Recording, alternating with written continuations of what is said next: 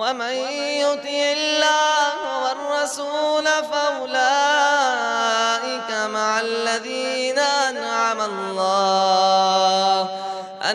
الله عليهم من النبيين والصديقين والشهداء والصالحين. الحمد لله رب العالمين والصلاة والسلام على رسوله الأمين وعلى آله وصحبه أجمعين ومن تبعهم بإحسان إلى يوم الدين. أما بعد. نبی کریم صلی اللہ علیہ وسلم کے سیرت کا سلسلہ، آپ کی حیات طیبہ، جس کا تذکرہ روزانہ مغرب کی نماز کے بعد اس مسجد بلقیس میں ہو رہا ہے، اس سیرت میں سے انشاءاللہ آج کا عنوان ہوگا نبی کریم صلی اللہ علیہ وسلم کی پیدائش کے بعد سے لے کر تقریباً 12 سال کی عمر تک آپ کی زندگی میں رونما ہونے والے چند واقعات۔ نبی کریم صلی اللہ علیہ وسلم مکہ مکرمہ میں 9 ربیع الاول کو پیر کے دن سن 571 عیسوی میں پیدا ہوئے تھے۔ پیدائش کے بعد آپ صلی اللہ علیہ وسلم نے اپنی والدہ آمنہ بنت وہب کا دودھ پیا اور پھر عرب کے طریقے کے مطابق حلیمہ سعدیہ رضی اللہ تعالی عنہا کے گھر چلے گئے۔ آپ صلی اللہ علیہ وسلم حلیمہ سعدیہ کے پاس مسلسل 2 سال رہے، اور جب 2 سال مکمل ہو گئے آپ نے دودھ پینا بند کر دیا تو حلیمہ سعدیہ رضی اللہ تعالی عنہا نبی کریم صلی اللہ علیہ وسلم کو لے کر واپس مکہ آتی ہیں اور ان کی والدہ کے حوالے کر دیتی ہیں۔ ساتھ ہی والدہ سے یہ مطالبہ کرتی ہیں کہ 2 سال تو ہو گئے، ہمارا مقصد تھا بچے کو دودھ پلانا، ان کی وہ عمر مکمل ہو گئی، لیکن آپ سے ہم درخواست کرتے ہیں کہ اس بچے کو مزید اور چند دن ہمارے پاس رکھیے۔ آمنہ بنت وہب نبی کریم صلی اللہ علیہ وسلم کی والدہ سے جب انہوں نے اصرار کیا تو وہ راضی ہو گئے، اور حلیمہ سعدیہ دوبارہ نبی کریم صلی اللہ علیہ وسلم کو لے کر اپنے گھر چلی جاتی ہیں۔ مقصد یہ تھا کہ حلیمہ سعدیہ اور ان کے شوہر نے آپس میں یہ مشورہ کیا تھا کہ اس بچے کے ہمارے گھر پر رہنے کی وجہ سے کافی زیادہ برکتیں آ رہی تھی۔ جانوروں میں، بکریوں میں جہاں دودھ کم ہوتا تھا ان کی وجہ سے دودھ زیادہ آنے لگا، جسمانی اعتبار سے ہم کمزور ہو گئے تھے، اللہ تبارک و تعالیٰ نے ہمیں صحت عطا فرمائی، ہمارا اپنا بچہ جو بیمار رہتا تھا، کمزور رہتا تھا، ستاتا تھا، پریشان کرتا تھا، اس بچے کے آنے کے بعد سے، یعنی نبی کریم صلی اللہ علیہ وسلم کے آنے کے بعد سے وہ بچہ بھی صحت مند ہو گیا اور گھر خوشحال ہو گیا، سکون کی زندگی گزرنے لگی۔ کیوں نہ یہ برکت اور زیادہ ہم حاصل کریں؟ اس نیت سے دونوں نے آپس میں مشورہ کر کے نبی کریم صلی اللہ علیہ وسلم کی والدہ سے مطالبہ کیا اور آپ کی والدہ راضی ہو گئی۔ دوبارہ آپ صلی اللہ علیہ وسلم 2 سال کے بعد پھر واپس حلیمہ سعدیہ کے گھر چلے گئے۔ وہاں رہتے ہوئے آپ حلیمہ سعدیہ کے بچوں کے ساتھ، محلے کے بچوں کے ساتھ گھر کے اطراف میدان میں کھیلتے تھے، جس طرح سے چھوٹے بچے کھیلتے ہیں فطری اعتبار سے۔ ایک دن کا واقعہ ہے کہ آپ صلی اللہ علیہ وسلم کھیل رہے تھے کہ اچانک دو آدمی آتے ہیں، اجنبی دو آدمی جن کے بدن پر سفید کپڑے تھے۔ وہ نبی کریم صلی اللہ علیہ وسلم کو پکڑتے ہیں، زمین پر لٹا دیتے ہیں، سینہ چیرتے ہیں، اندر سے دل نکالتے ہیں، پھر دل کو چیرتے ہیں اور اس میں سے ایک کالا حصہ، کالا لوتھڑا نکال کر باہر کر دیتے ہیں۔ پھر اس دل کو جو سونے کے برتن میں رکھا ہوا تھا زمزم کے پانی سے دھوتے ہیں اور دوبارہ اس کو سل کر اس کو ملا کر آپ صلی اللہ علیہ وسلم کے سینے میں رکھ دیتے ہیں اور دوبارہ سینہ بند کر دیتے ہیں۔ بچوں نے دیکھا دو آدمی ہیں اور ہمارے بھائی کے ساتھ ایسا ہو رہا ہے، دیکھ کر ڈر گئے، گھبرا گئے کہ آخر یہ کون لوگ ہیں اور یہ ہمارے بھائی کے ساتھ ایسا کیوں کر رہے ہیں۔ بچے گھبرا کر سیدھا حلیمہ سعدیہ کے گھر پہنچتے ہیں اور کہتے محمد قتل، محمد قتل کر دیے گئے، اس لیے کہ انہوں نے اپنی آنکھوں سے یہ ساری چیزیں دیکھی تھی۔ حلیمہ سعدیہ پریشان ہوتی ہیں، اپنے شوہر کو لے کر فوراً وہاں سے دوڑتی ہیں، میدان میں اس جگہ پہنچتی ہیں جہاں یہ واقعہ پیش آیا تھا۔ پہنچنے تک سب کچھ ہو چکا تھا، دونوں آدمی اپنا کام کر کے جا چکے تھے۔ نبی کریم صلی اللہ علیہ وسلم تھوڑا سا پریشان نظر آ رہے تھے۔ حلیمہ سعدیہ اور ان کے شوہر نے آپ صلی اللہ علیہ وسلم کو پکڑا، محبت کیا، بوسہ دیا، گلے سے لگایا اور گھبرانے لگے۔ یہ کیا ہو گیا؟ کیا ہو گیا آپ کے ساتھ؟ بچوں نے تو یہ واقعہ بتا دیا۔ یہ دو آدمی جو آئے تھے وہ فرشتے تھے، اللہ تبارک و تعالیٰ نے ان دو فرشتوں کو بھیجا تھا۔ حلیمہ سعدیہ نے جب یہ واقعہ بچوں کی زبان سے سنا، پھر بچے نے بھی کہہ دیا، وہ گھبرانے لگی۔ ان کے شوہر نے بھی کہا کہ ایسا نہ ہو یہ بچہ کسی مصیبت میں مبتلا ہو جائے، ہمارا مقصد تھا بچے کو ہمارے پاس رکھ کر برکت حاصل کرنا، کہ ایسا نہ ہو کہ یہ بچہ ہی ضائع ہو جائے اور ان کی ماں کو نقصان ہو، تکلیف ہو۔ لہذا وہ سیدھا بچے کو لے کر مکہ مکرمہ کی طرف روانہ ہوتے ہیں۔ یہ اس وقت کی بات ہے جب آپ صلی اللہ علیہ وسلم 4 سال کی عمر کے ہو چکے تھے، اور 4 سال کی عمر کا بچہ یہ ساری چیزیں محسوس کر سکتا ہے، انسان کو دیکھ کر پہچان بھی سکتا ہے کہ کون لوگ ہیں۔ آپ صلی اللہ علیہ وسلم کو ساری باتیں محسوس ہوئیں اور آپ نے باقاعدہ اپنی زبان سے یہ ساری باتیں بتائی بھی۔ یعنی جس طرح سے آپ کے دل کو نکال کر تشت میں رکھا گیا تھا، زمزم سے دھویا گیا، یہ سب بے ہوشی کی حالت میں نہیں ہوا، یہ ساری کیفیت آپ کو محسوس ہوئی، آپ نے دیکھا، اور آپ صلی اللہ علیہ وسلم نے اپنی زندگی میں صحابہ رضی اللہ تعالیٰ عنہم کے سامنے یہ ساری کیفیت سنائی بھی۔ اللہ تبارک و تعالیٰ نے بچپن سے ہی نبی کریم صلی اللہ علیہ وسلم کی زندگی میں کچھ ایسے واقعات رونما فرمائے کہ جس سے اطراف کے لوگ، گھر کے لوگ، رشتہ دار بار بار ان کے دل و دماغ کے اندر اس طرح کی باتیں داخل ہوتی رہیں کہ یہ بچہ کچھ الگ ہے، اس کے ساتھ کچھ الگ ہو رہا ہے اور یہ کچھ الگ انسان ہے، تمام لوگوں سے اس کی زندگی مختلف ہے۔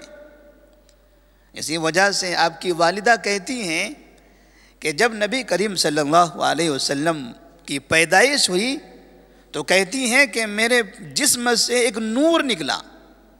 نبی کی پیدائش کے بعد ان کے جسم سے ایک نور نکلتا ہے اور وہ نور ملک شام کے اوپر کے حصے کو روشن کر دیتا ہے.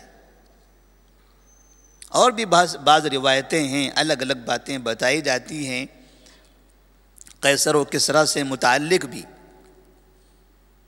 نبی کریم صلی اللہ علیہ وسلم کو حلیمہ سعدیہ اور ان کے شوہر لا کر ان کی والدہ کے حوالے کر دیتے ہیں. آپ صلی اللہ علیہ وسلم اب صرف مزید 2 سال اپنی والدہ کے پاس رہ پاتے ہیں. 4 سال کی عمر تو انہوں نے یہاں گزاری، اب واپس گئے ہیں والدہ کے پاس. جب آپ کی عمر 6 سال کی ہو گئی، والدہ کو اپنے شوہر کی یاد آنے لگی، یعنی نبی کریم صلی اللہ علیہ وسلم کے والد محترم عبداللہ کی. عبداللہ کا انتقال مدینہ سے آتے ہوئے راستے میں ہوا تھا، یا مدینہ میں ہی ہوا تھا، مدینہ منورہ کے اندر ہوا تھا. تو والدہ نے کہا کہ مجھے ان کی یاد آ رہی ہے، ہم قبر کی زیارت کر لیتے ہیں.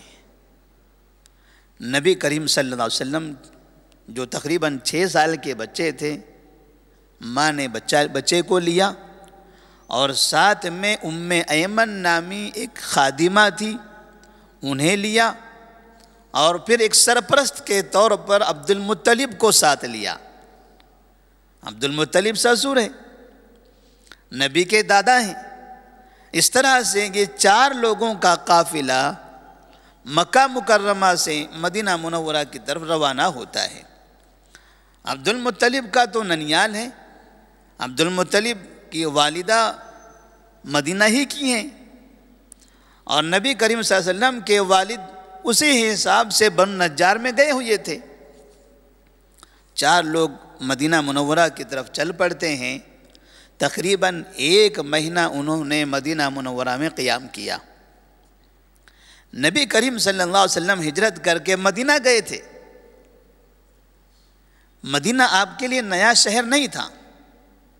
مدینہ اس طرح سے آپ پہلے بھی جا چکے ہیں، اور باقاعدہ آپ کے والد کا تعلق وہاں سے ہے، آپ کی والدہ کا تعلق بھی وہاں سے، آپ کے دادا کا تعلق بھی وہاں سے ہیں. یہ رشتہ داریاں مدینہ میں موجود تھی.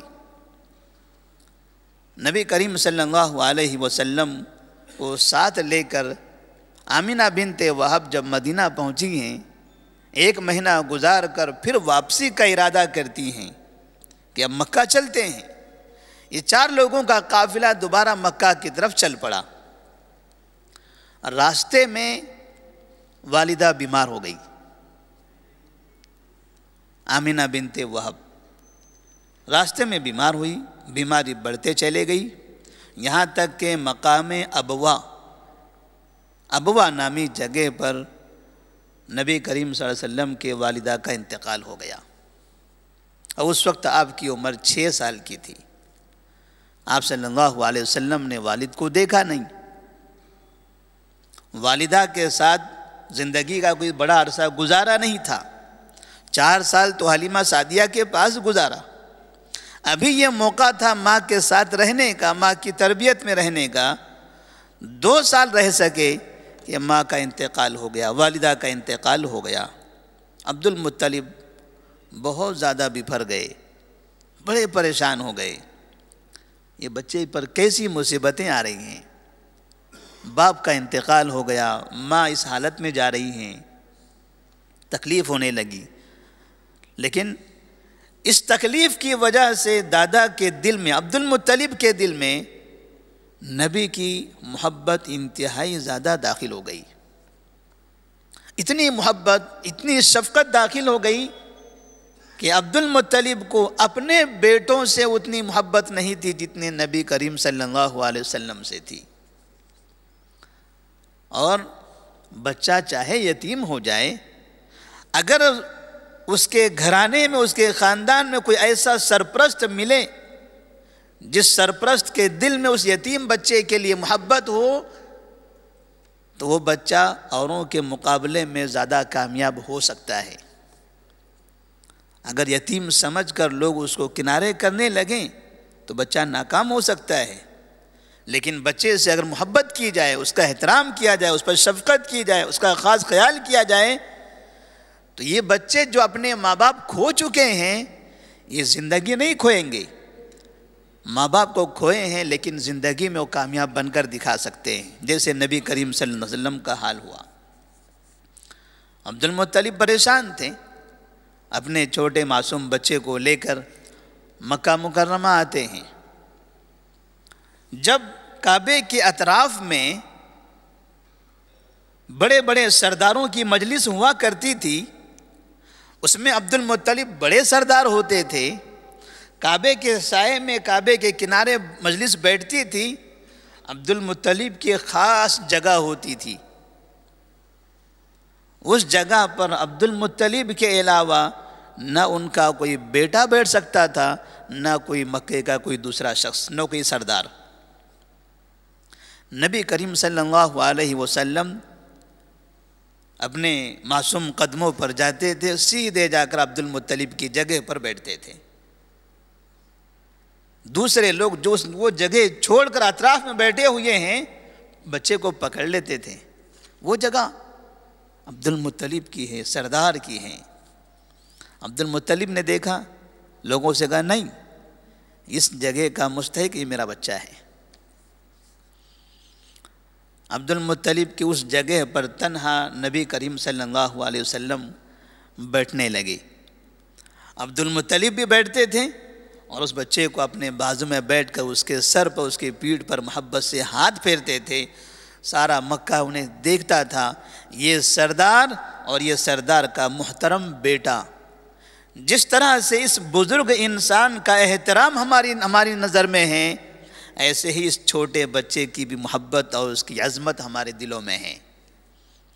عبد المطلب نے گویا بچے کو بڑوں کے سامنے بٹھا کر بچے کے مقام کو بلند کر دیا، اور بڑے سے بڑی عمر کے لوگ ان کی عزت کرنے لگے۔ اس سے سبق ملتا ہے کہ بچے چاہے چھوٹے ہی کیوں نہ ہوں، بچوں کو حقیر نہیں بنانا چاہیے، کمتر سمجھ کر انہیں دور نہیں کرنا چاہیے، اپنی مجلسوں سے بھگانا نہیں چاہیے۔ ہمارے پاس ہوتا ایسا ہے کہ ہم بیٹھتے ہیں، ہمارے دوست ہوتے ہیں، بھائی آتے ہیں، بچوں کو کان پکڑ پکڑ کے بھگاتے ہیں۔ اگر ہمارے بیٹھک کے درمیان کہیں بچہ آ کر بیٹھ جائے کہ ابا کیا کہہ رہے ہیں، چچا کیوں آئے ہیں، ماما کیا بولنا چاہتے ہیں، سننے کے لیے بیٹھے، تو جھڑکیاں دی جاتی ہیں، گالیاں دیتے ہیں، مارتے ہیں، جھڑکیاں دیتے ہیں۔ یہ بچہ ہے، بیوقوف ہے، یہ ہمارے درمیان کیا کرے گا؟ نتیجہ یہ ہوتا ہے کہ بچے کے دل سے بڑوں کی محبت ختم ہو جاتی ہے، بڑے کا احترام کم ہو جاتا ہے، اور یہی بچے جب بڑے ہوتے ہیں، اب یہ بوڑھا باپ چاہتا ہے کہ بچہ نزدیک آئے، بیٹا کہتا ہے جاؤ ادھر۔ تمہاری محبت کہاں سے محبت؟ کون سی محبت؟ جب تمہیں مجھ سے محبت کرنی تھی تم نے مجھ سے محبت نہیں کی، آج تم چاہتے ہو کہ میں تم سے محبت کروں، میں تمہارا احترام کروں۔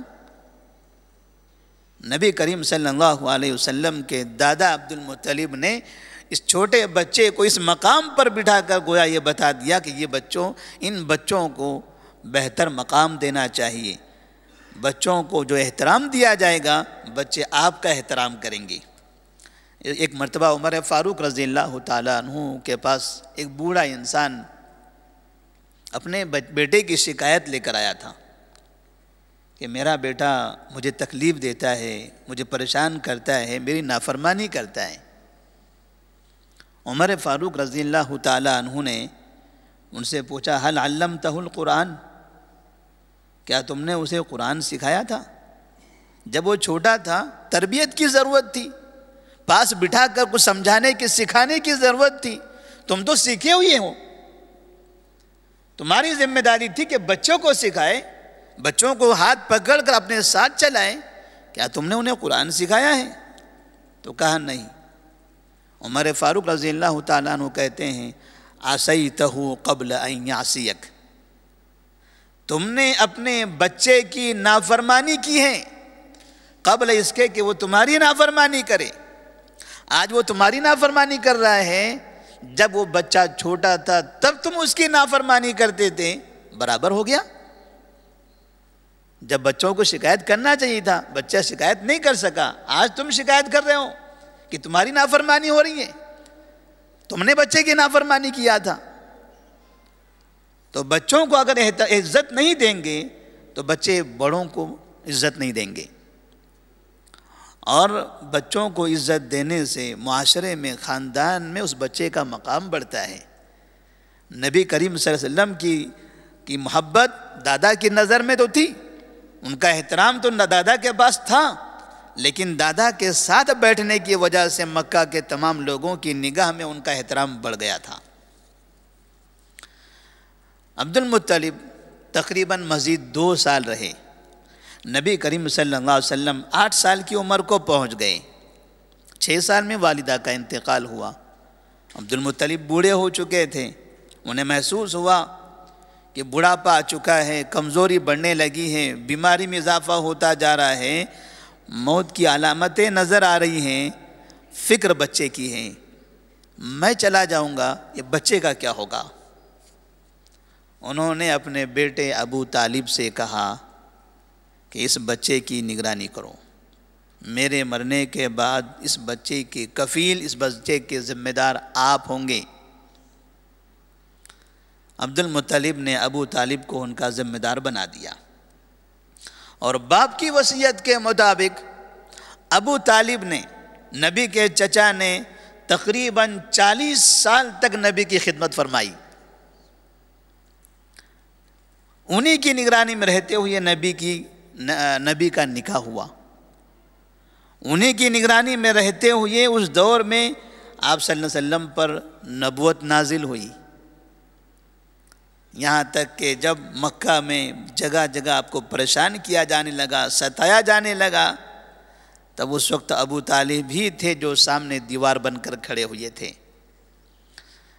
اسی لیے ابو طالب کی جب وفات ہوتی ہے تو سیرت نگاروں نے اس سال کو، جس سال ابو طالب کا انتقال ہوا تھا، اس کو عام الحزن قرار دیا ہے، غم کا سال۔ چچا کا انتقال ہوا تو اس سال کو غم کا سال بتا دیا گیا۔ ابو طالب ایمان تو نہیں لائے، عبد المطلب کا انتقال ہو گیا، ابو طالب کے ساتھ رہنے لگے، نبی کو نبوت عطا کی گئی، آپ نے اسلام کی دعوت دی، انہوں نے اسلام قبول تو نہیں کیا، لیکن ہمیشہ آپ کی طرف سے دفاع کرنے لگے، ہمیشہ آپ کی مدد کرنے لگے، آپ کی باتوں کو سچا مانتے تھے، آپ کو سچا مانتے تھے، آپ کی دعوت کو سچی مانتے تھے، اور آپ کی خاطر انہوں نے پوری قوم سے مخالفت قبول کر لیا۔ جب ان کا انتقال ہو رہا تھا اس وقت آپ صلی اللہ علیہ وسلم کی عمر تقریباً 50 سال کے قریب تھی۔ 8 سال کی عمر میں دادا نے ان کے حوالے کیا تھا، 50 سال کی عمر تک نبی کریم صلی اللہ علیہ وسلم چچا کے پاس رہے۔ انتقال کے وقت میں ابو طالب سے نبی نے کہا، اے چچا جان کلمہ پڑھ لو۔ وہیں ابو طالب کے بھائی ابو جہل بھی موجود تھے، دوسرے مکہ کے سرداران بھی تھے۔ وہ ابو طالب سے کہتے، ابو طالب اتنی لمبی زندگی آپ نے گزاری ہے، دنیا سے جانے سے پہلے اپنے باپ کو دھوکہ دے دو گے؟ باپ کے دین کو چھوڑ دو گے؟ عبد المطلب کے دین کو چھوڑ دو گے؟ مرض الموت میں ہیں، روح نکلنی ہے، اور اس وقت ان کے سامنے یہ باتیں ہو رہی ہیں۔ ایک طرف نبی مطالبہ کر رہے ہیں کلمہ پڑھ لیجئے، دوسری طرف مکہ کے سردار کریں دادا کا باپ کا دین چھوڑ دو گے، عبد المطلب کا۔ ابو طالب کو غیرت آئی اور انہوں نے کہا، علی ملت عبد المطلب، میں عبد المطلب کے دین پر ہوں، اور اسی حالت میں ان کا انتقال ہو گیا۔ نبی کریم صلی اللہ علیہ وسلم فرماتے انہو فی زحزاہ من نار، ابو طالب جہنم میں ہیں، وہ عبد المطلب کے دین پر مرے ہیں، وہ جہنم میں ہیں۔ اس کا مطلب یہ ہوا کہ عبد المطلب کا دین بھی پھر کفر والا دین تھا۔ اگر ان کا دین اسلام ہوتا، دین ابراہیمی ہوتا، جو پہلے وہاں دین موجود تھا، اگر وہ دین پر عبد المطلب ہوتے تو ایسی صورت میں ابو طالب بھی دین پر مرتے۔ لیکن عبد المطلب کے دین پر میری موت ہو رہی ہے، ان کا یہ کہنا اور پھر نبی کا یہ کہنا کہ وہ جہنم میں ہیں، اس کا مطلب یہ ہوا کہ پھر وہ کفر پر رہے۔ نبی کریم صلی اللہ علیہ وسلم کو یہ بڑی تکلیف دہ گزرتی ہے۔ آپ اللہ تعالیٰ سے کہتے ہیں کہ میں ان کے لیے استغفار کرنا چاہتا ہوں، اللہ تبارک و تعالیٰ نے منع کر دیا۔ ما کان لنبی ان یستغفر للمشرکین، نبی کے لیے اجازت نہیں ہے کہ مشرکین کے لیے استغفار کریں۔ جو کفر پر مر چکے ان کے لیے استغفار کرنے کی ضرورت نہیں ہے، کافروں کا ٹھکانہ جہنم ہے۔ جو مومن ہیں وہ گنہگار ہیں تو ان کے لیے آپ استغفار کریں۔ نبی کریم صلی اللہ علیہ وسلم کی زندگی میں یہ چند ایسے واقعات، پھر آپ صلی اللہ علیہ وسلم اس کے بعد نبوت کے جو علامتیں نبی بنائے جانے سے پہلے جو عجیب و غریب باتیں آپ کی زندگی میں پیش آئی تھی، انشاءاللہ آئندہ کے درس میں وہ بتایا جائے گا۔ اللہ سے دعا ہے کہ اللہ تبارک و تعالی ہمیں ہر طرح کے شرک سے محفوظ رکھے، ہمیں بڑوں کا احترام کرنے کی توفیق عطا فرمائے، چھوٹے بچوں کے ساتھ شفقت کے ساتھ پیش آنے اور ان کی صحیح رہنمائی رہبری کرنے کی توفیق دے۔ والسلام علیکم ورحمۃ اللہ وبرکاتہ۔